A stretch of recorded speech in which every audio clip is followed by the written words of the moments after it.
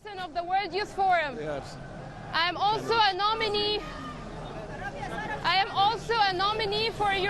For the youth office under your leadership. Mr. Secretary General, on behalf of the World Youth Forum and all of the youth around the world, we condemn the bombardment of innocent lives in Gaza. We call for an immediate ceasefire. Humanitarian aid must reach people in need as soon as possible. What's happening is against international humanitarian law and the foundations of the UN Charter. From Sinai, the land of peace, we call for an international peace. We call for an international peace initiative. We, the youth, support you in your call for a ceasefire. We are all together united for humanity. We are all together united for peace in the Middle East. In these dark times, we should stand together for humanity and support peace in the Middle East. Together for humanity, Mr. Secretary General.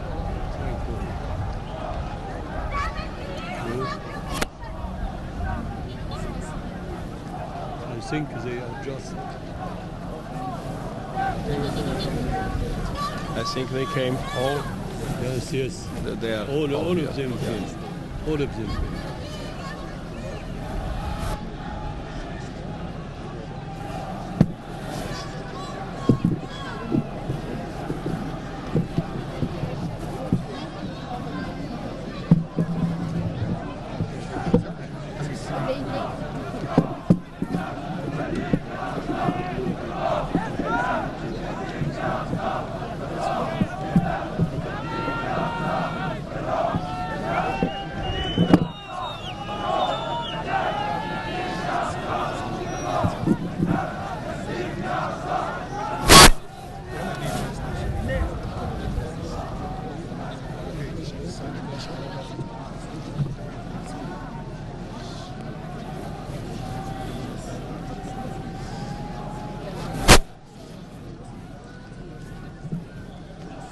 Can start. Yes, you can. You can stop. They are still. No, they are still coming. I think all of them are just his.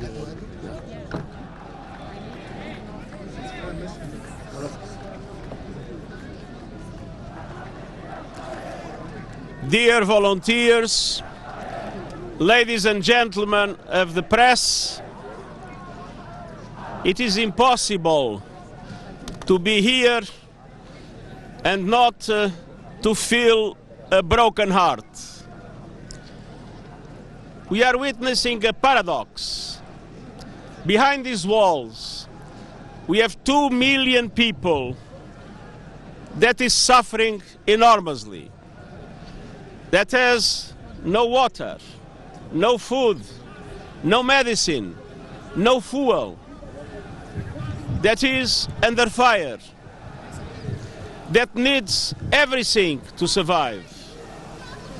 On this side, we have seen so many trucks loaded with water, with fuel, with medicines, with food. Exactly the same thing that are needed on this side of the wall. So these trucks are not just trucks. They are a lifeline. They are the difference between life and death for so many people in Gaza. And to see them stuck here makes me be very clear. What we need is to make them move. To make them move to the other side of this wall. To make them move as quickly as possible and as many as possible. Now, recently, it was announced by Israel and by the United States that humanitarian aid would be allowed to enter Gaza. And I know that there is also an agreement between Egypt and Israel to make it possible. But these announcements were made with some conditions and some restrictions. And so we are now actively engaging with all the parties, actively engaging with Egypt, with Israel, with the US in order to make sure that we are able to clarify those conditions, that we are able to limit those restrictions in order to have, as soon as possible, these trucks moving to where they are needed. We absolutely need to have these trucks moving as quickly as possible and as many as necessary. But for that, this must be a sustained effort. We are not looking for a one convoy to come. We are looking for convoys to be authorized in a meaningful numbers of trucks to go every day into Gaza to provide enough support to the Gaza people. On the other hand, there are requirements of verification, but those verifications need to be effective, but at the same time, those verifications need to be done in a way that is practical and in a way that is expedited. On the other hand, we are not in a no man's land. We are in the land of a sovereign country, Egypt. And it's essential to recognize the role of the Egyptian institutions, and namely of the Egyptian Red Crescent.